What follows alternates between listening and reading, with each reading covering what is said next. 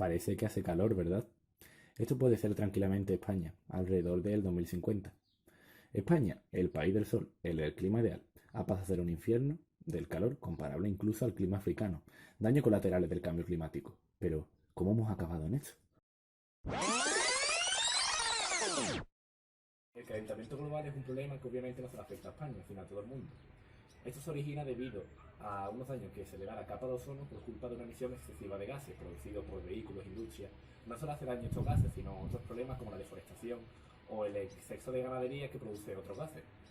Madrid y Barcelona, ciudades de España, son de las más contaminantes de toda Europa. Madrid incluso ha superado los límites establecidos por la Unión Europea. Es tanta la contaminación que hay en Madrid que incluso las nubes de Madrid tienen un pequeño porcentaje de asfalto. Los doctores han advertido que como esto sigue así, los problemas por asma o por o cáncer de pulmón se van a aumentar en un gran porcentaje.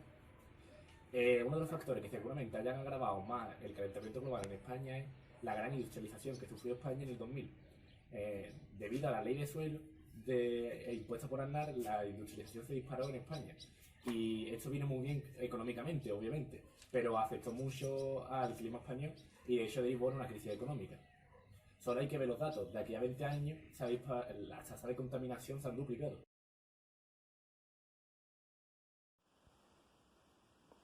El planeta Tierra está inmerso en un cambio insólito por lo acelerado, que, de una manera o de otra, con efectos diferentes aquí o allá, llega a todos los lugares. A mediados de siglo, las evidencias del cambio climático en aspectos que ahora pueden no ser aún muy visibles serán incontestables. Muchos países no tendrán capacidad económica para poner en marcha medidas de adaptación que eviten los impactos más adversos. Los desarrollados seguramente sí, pero con un coste alto.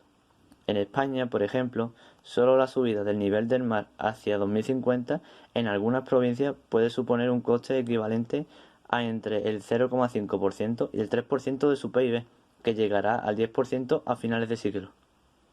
El cambio climático está afectando mucho al clima al que estamos acostumbrados a vivir, como por ejemplo en Europa, el sur y el centro sufren cada vez más olas de calor, incendios forestales y sequía. La zona mediterránea se está convirtiendo en una región más seca que la hace todavía más vulnerable a la sequía y a los incendios. El norte de Europa se está transformando en una zona más húmeda y podría ser más frecuente las crecidas en invierno. Las zonas urbanas, donde viven 4 de cada 5 personas, están expuestas a olas de calor, inundaciones o aumentos de nivel del mar, y no suelen estar equipadas para adaptarse a los cambios climáticos. Por favor, cuidemos nuestro planeta, es importante. ¿Cómo afecta el cambio climático a la fauna española y cómo podría afectar en los próximos 10 años? Un estudio de científicos del Consejo Superior de Investigación Científica, más conocidos como la CSIC, reveló que si todo sigue igual, más del 51% de las especies que habitan en España podrían requerir de medidas de conservación y adaptación para compensar sus efectos. En la España peninsular se acoge el 50% de la flora y la fauna europeas, pero todo esto podría llegar a desaparecer si se sigue llegando a niveles tan altos de contaminación. En España se encuentra uno de los parques nacionales más grandes del mundo, conocido como el Parque Nacional Doñana, que es considerado uno de los pulmones del mundo. En este parque se encuentran muchísimas especies en peligro de extinción y muchas especies importantes, como son por ejemplo el águila imperial y el lince ibérico. Pero debido al cambio climático, muchas especies han tenido que migrar y otras muchas han acabado desapareciendo del parque. Todo esto se debe a la subida de temperaturas media del planeta debido al cambio climático. Ya en estos tiempos muchas especies se han visto forzadas a cambiar de hábitat y de alimentación. Este fenómeno produce consecuencias negativas en cadena, puesto que todos los elementos tienen su función en la naturaleza y la desaparición de unos influye en la supervivencia de otros, incluyendo a la del hombre.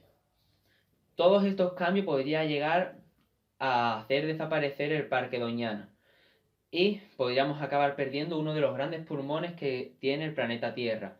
Si seguimos contaminando tanto el planeta, podríamos hacer desaparecer este gran parque, y no solo este parque, sino la forma de vida como y tal la conocemos.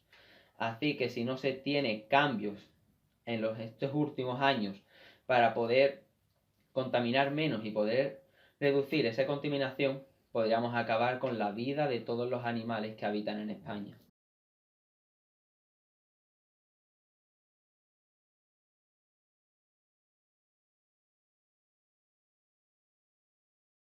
El cambio climático es un hecho demostrado. El calentamiento global supone cambios graves en el planeta, como el aumento del nivel del mar, fenómenos atmosféricos extremos, deforestación, desaparición de especies. Pero como individuos podemos poner en marcha pequeñas acciones más sostenibles. ¿Cómo combatir el cambio climático? 1. Reduce emisiones. Usa menos el coche privado. Siempre que puedas, utiliza medios de transporte sostenibles, como por ejemplo la bicicleta, o usa más el transporte público. Ante largas distancias, lo más sostenible es el tren, por encima del avión, causante de gran parte de las emisiones de CO2 emitidas a la atmósfera. 2. Ahorra energía. Fíjate las etiquetas de los electrodomésticos y no las dejes nunca en stand-by. Ajusta siempre el termostato, tanto para la calefacción como para el aire acondicionado. 3. Pon en práctica las 3 R's de la sostenibilidad. Reduce, reutiliza y recicla. Reduce, consume menos de manera más eficiente.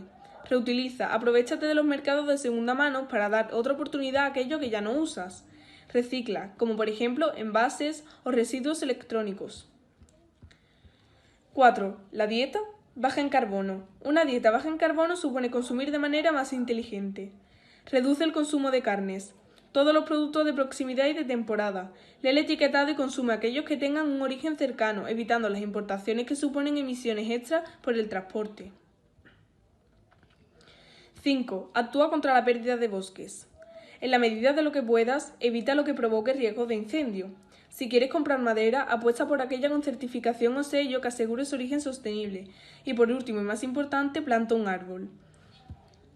6. Exige a los gobiernos. Exige que tomen medidas hacia una vida más sostenible, como por ejemplo promover las energías renovables, promover un transporte público más sostenible y motivar el uso de la bicicleta.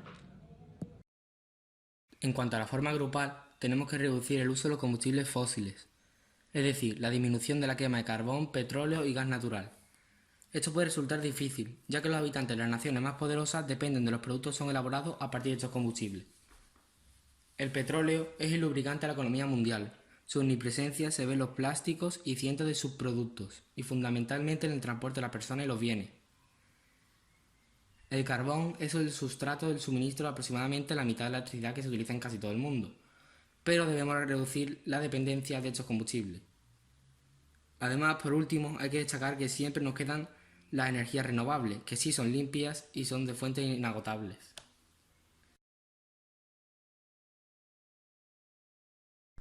El Protocolo de Kioto es un protocolo de la Convención Marco de las Naciones Unidas sobre el Cambio Climático y un acuerdo internacional que tiene por objetivo reducir las emisiones de 6 gases de efecto invernadero que causan el calentamiento global.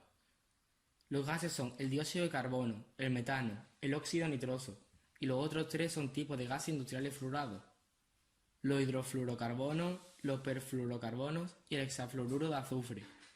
En este protocolo se acordó una reducción de al menos un 5% de las emisiones de estos gases, desde 2008 hasta 2012. La Unión Europea, como agente especialmente activo en la Convención del Protocolo, se comprometió a reducir sus emisiones totales medias durante el periodo 2008-2012 en un 8% respecto a las de 1990. A cada país se le otorgó un margen distinto en función de diversas variables económicas y medioambientales según el reparto de carga. Por ejemplo, Alemania se vio obligado a reducir sus emisiones en un 21%, en cambio Bélgica lo hizo en un menos 7,5%, o España, que se vio obligado a aumentar sus emisiones en un 15%.